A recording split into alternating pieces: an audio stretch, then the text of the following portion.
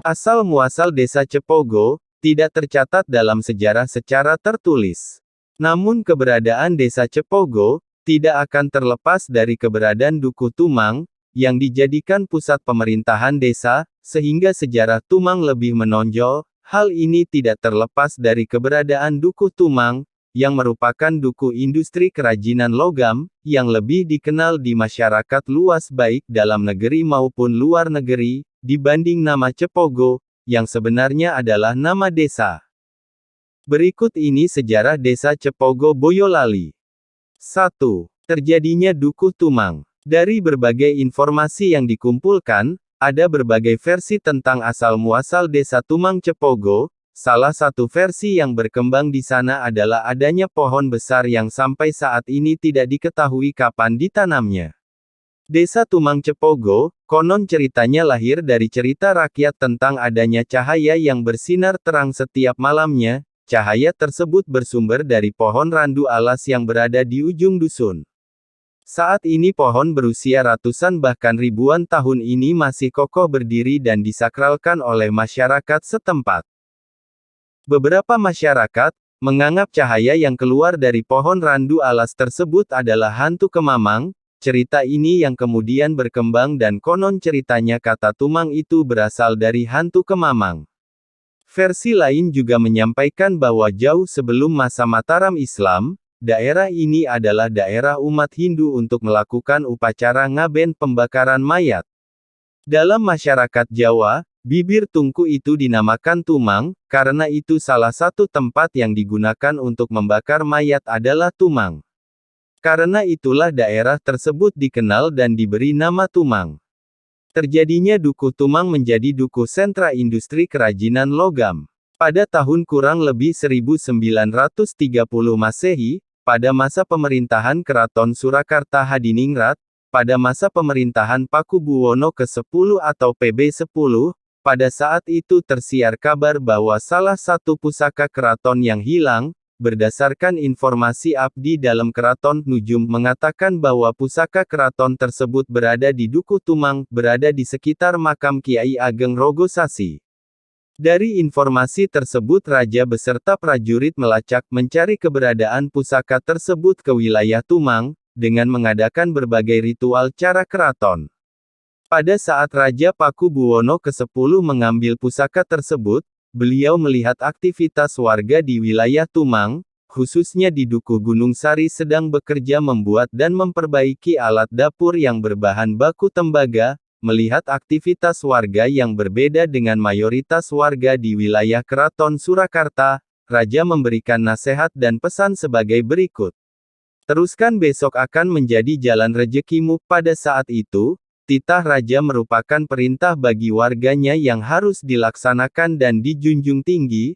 Sampai saat ini kerajinan tembaga masih ditekuni masyarakat Dukuh Tumang dan bahkan sekarang berkembang dengan pesat tidak sebatas logam tembaga namun juga yang berbahan aluminium, kuningan dan besi. Demikian pula dari segi hasil kerajinannya, di mana yang dulu hanya pembuatan alat dapur sudah berkembang ke arah yang lebih modern, dengan menghasilkan kaligrafi, dan lain-lainnya. Perjalanan hidup Kiai Rogosasi. Saat ini ada sebagian masyarakat yang masih tabu mengungkap silsilah dari Kiai Rogosasi, karena itu cukup sulit mencari informasi tentang hal tersebut. Didapatkan informasi bahwa, konon kabarnya, pendiri Dusun Tumang adalah Ki Ageng Rogowulan adalah seorang pangeran kerajaan Mataram Islam, yakni putra pertama Amangkurat I tahun 1619 sampai dengan 1677, dengan permaisuri Ratu Labuhan. Babat Tanah Jawa mengisahkan, perjanjian antara Ki Ageng Pemahanan dan Ki Ageng Giring. Ki Ageng Giring Paderesan yang mendapatkan wahyu dalam rupa degan atau kelapa muda. Siapa yang minum air degan itu sekaligus, dia akan menurunkan raja. Sial bagi Giring. Saat berkunjung ke rumahnya, Pemanahan mendahului meminumnya. Menyadari kekeliruan itu, Giring minta belas kasihan agar keturunannya kelak dapat menggantikan kedudukan keturunan Pemanahan sebagai raja. Pemanahan menjawab setelah keturunan Pemanahan ke-7, ada kemungkinan keturunan Giring menjadi raja. Raja pertama Mataram adalah Panembahan Senopati, anak Pemanahan. Kedua, Panembahan Hanyakrawati. Ketiga, Panembahan Martapura. Keempat, Sultan Agung. Kelima, Amangkurat I. Keenam, Amangkurat kedua dan ketujuh, Amangkurat ketiga. Dengan perhitungan itu, maka Puger menjadi raja setelah keturunan ketujuh dari Pemanahan. Apalagi Puger bertahta setelah mengalahkan Amangkurat ketiga. Dugaan Puger merupakan keturunan Giring berasal dari babat nitik Sultan Agung. Babat itu menceritakan Ratu Labuhan, permaisuri Amangkurat pertama melahirkan bayi yang kurang sempurna. Bersamaan itu, istri Pangeran Arya Wiramanggala dari Kajoran, di lereng Gunung Merapi yang masih keturunan Giring, Gunung Kidul melahirkan seorang bayi sehat dan tampan. Amangkurat mengenal Panembahan Kajoran sebagai seorang ulama sepuh dan dapat menyembuhkan orang sakit. Oleh karena itu puteranya yang cacat dibawa ke Kajoran untuk dimintakan penyembuhannya. Kajoran merasa bahwa inilah kesempatan yang baik untuk merajakan keturunannya. Dengan cerdiknya bayi anak Wiramanggala yang dikembalikan ke Amangkurat pertama, ditukar dengan mengatakan bahwa upaya penyembuhannya berhasil. Bayi itu kemudian dikenal sebagai Pangeran Puger, sementara Rogowulan anak dari Amangkurat pertama, tetap diasuh oleh Panembahan Kajoran sampai dewasa. Dituturkan dengan versi yang berbeda tetapi mengkonfirmasi data di atas, tertulis dalam buku sejarah Cikal Bakal Desa Tumang membenarkan kebenaran peristiwa tersebut, dituliskan bahwa Siwi Aji Rogosasi memang benar-benar putra bangsawan Mataram, namun kelahiran sang putra ini memiliki ketidaksempurnaan fisik.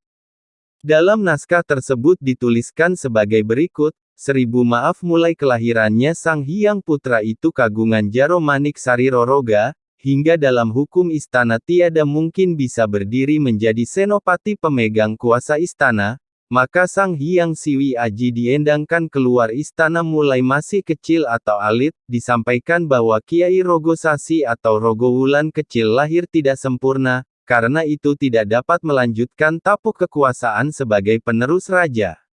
Karena itu kemudian Rogowulan kemudian diasingkan dari istana semenjak dia masih bayi, kemudian untuk menggantikan posisi Rogowulan yang harus meneruskan kepemimpinan kerajaan maka dicari anak yang lahir sama usianya dengan Rogowulan, kemudian Rongowulan yang kelak kemudian hari berubah menjadi Rogosasi ini dititipkan kepada Kiai Kajor yang tinggal di lereng Gunung Merapi. Hal ini dipaparkan dengan jelas dalam buku yang sama, sebagai berikut, untuk husada duka derita sang Hyang Ibu Puri dengan diceritakan, Siwi Brahmana Sidi yang sebayanya sehari wijiling Siwi Aji pada kerabat di dalam puri yang benar-benar ada wahyu yang winahya oleh Hyang Maha Kuasa mendapat wahyu istana Kuwawa Ngasto Projo ing Tembeniro. Setelah mendapatkan baru sang Hyang Siwi Aji dikendangkan.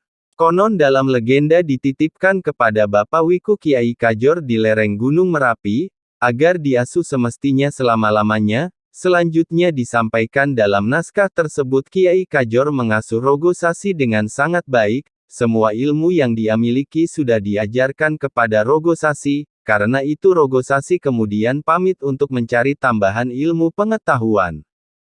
Melepas Rogosasi Kiai Kajor berpesan bahwa Rogosasi tidak boleh berjalan ke arah selatan dan ke arah barat, dan dilarang belajar kepada Demang Projo atau punggawa keraton tetapi bergurulah pada biksu. Di balik pesan Kiai Kajor ini sebenarnya menyimpan satu pesan bahwa Rogosasi tak boleh lagi pergi ke istana, dan tidak boleh belajar ilmu pemerintahan, tetapi harus belajar ilmu agama, agar kelak kemudian hari tidak mempertanyakan haknya sebagai pewaris tahta Mataram. Karena itulah perjalanan ke timur membawa Rogosasi sampai ke Wonosegoro, sebuah tempat di mana Kiai Kebo Kanigoro mendirikan tempat belajar agama yang masih diteruskan oleh anak-anak muridnya. Di sini kemudian Rogosasi diasuh oleh Kiai Wonosegoro. Setelah beranjak dewasa dia berniat untuk mencari pengetahuan baru seperti yang diwasiatkan oleh Kiai Kajor untuk belajar ilmu agama. Perjalanan Kiai Rogosasi untuk mendapatkan pengetahuan ilmu agama menarik untuk ditelusuri. Untuk mendapatkan pengetahuan tentang agama setelah dirasa bekal ilmu dari Kiai Wonosegoro telah mencukupi, maka Kiai Rogosasi kemudian meninggalkan Wonosegoro untuk beberapa saat demi belajar ilmu agama. Sebuah padepokan santri yang ada di wilayah utara Gunung Ungaran, tempat pilihan beliau untuk belajar agama Islam, atas asuhan Kiai Hasan Munadi Rogosasi belajar ilmu agama, beliau juga yang kelak menjadi mertua dari Kiai Rogosasi. Setelah menikah kemudian Rogosasi kembali ke Wonosegoro dan mendirikan pemukiman baru di sebelah timur Wonosegoro. Di tempat ini kemudian Rogosasi mendirikan Pakuwon, di sini juga Rogosasi tinggal yang saat ini dikenal dengan Dusun Tumang, datangnya Empu Supondrio dan kerajinan logam di Tumang. Para keluarga keraton sepertinya tidak berharap Rogosasi kembali ke istana. Aroma perebutan kekuasaan memang kental jika membaca kisah Kiai Rogosasi. Setelah diendangkan, dijauhkan dari istana, Rogosasi kecil belajar ilmu agama sampai akhirnya berhasil membangun Pakuwon, padepokan di Dusun Tumang. Pakuwon yang didirikannya ternyata banyak pengikutnya. Kesuksesan Kiai Rogosasi ini terdengar sampai istana. Karena itu dalam buku sejarah Tumang dituliskan bahwa, Sri Agung Panembahan, belum diketahui siapa beliau, mengutus keponakannya bernama Supandrio, ahli keris pewaris Tra Supandrio untuk mencari kebenaran dan keberadaan Kiai Rogosasi. Jika ketemu maka Supandrio tidak diizinkan untuk kembali ke Kita Raja tetapi harus mengabdi kepada Rogosasi. Sepertinya pesan ini mengandung arti bahwa ada ketakutan dari bangsawan istana, sehingga Empu Supandrio ditugaskan untuk menjaga Kiai Rogosasi agar tidak memberontak atau meminta tahta raja yang sebenarnya menjadi haknya. Berikut petikan dari buku sejarah Tumang. Sri Agung Panembahan ngutus pulunannya bernama Supandrio, untuk menyatakan keadaannya Siwi Aji, apabila betul agar Kiai Empu tidak perlu kembali ke kota gede, baik Lestari kumpul dengan Sang Wiku Winandi, menjadi penjawatnya, ruwet reteng sarto kekurangan apapun, Empu yang bertanggung jawab, dengan atur uningo ke kota gede. Pesan tersebut jelas bahwa Rogosasi tidak diperbolehkan kembali ke keraton, seperti yang sudah dipaparkan di atas.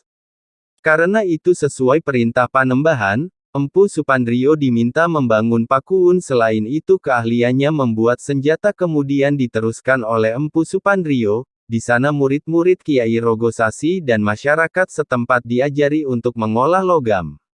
Kegiatan ini kemudian menjadi cikal bakal kegiatan pengolahan logam di Tumang. Jangan lupa klik subscribe.